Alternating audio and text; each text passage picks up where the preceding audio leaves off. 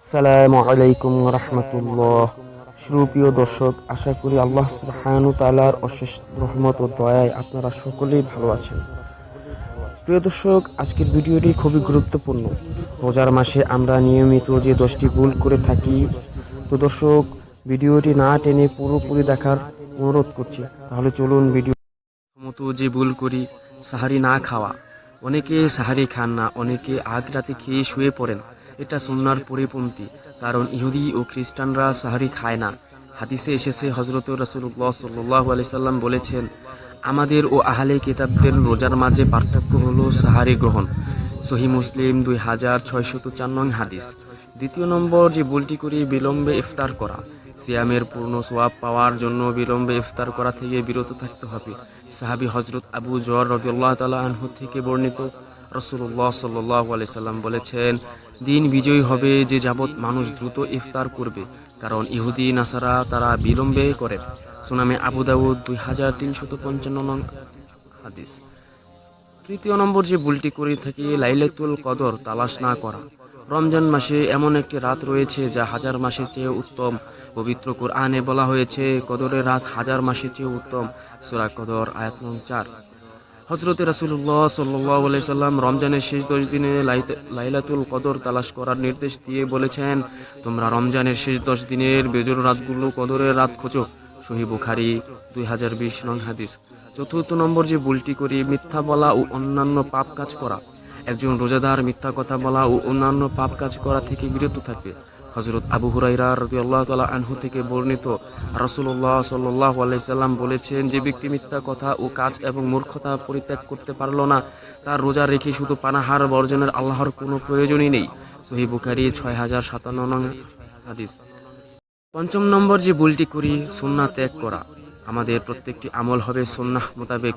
হযরত আবু হুরায়রা রাদিয়াল্লাহু তাআলা আনহু থেকে বর্ণিত হাদিসে এসেছে, হযরত রাসূলুল্লাহ সাল্লাল্লাহু আলাইহি সাল্লাম বলেছেন, এমন অনেক রোজাদার আছে যার রোজা থেকে প্রাপ্তি হচ্ছে শুধু ক্ষুধা ও তৃষ্ণা। তেমনি কিছু নামাজি আছে যাদের নামাজ কোনো নামাজই হচ্ছে না, শুধু যেন রাত জাগছে। মুসনাদে আহমদ 8843। ষষ্ঠ নাম্বার যে ভুলটি করি, দান সদকা না করা।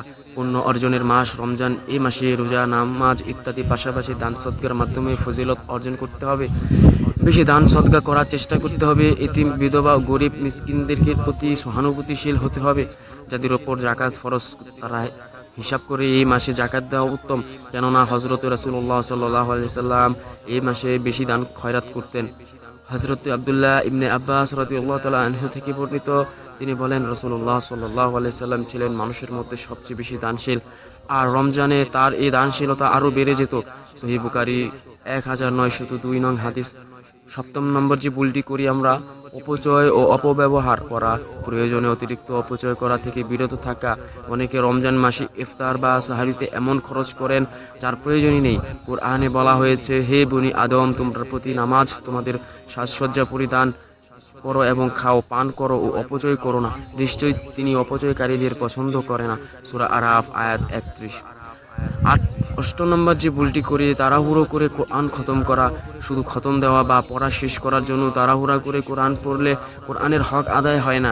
বিশেষ করে খতমে তারাবিতে খতম শেষ করে বা 20 রাকাত তারাবি শেষ করার জন্য তাড়াহুড়া করে কোরআন পড়া।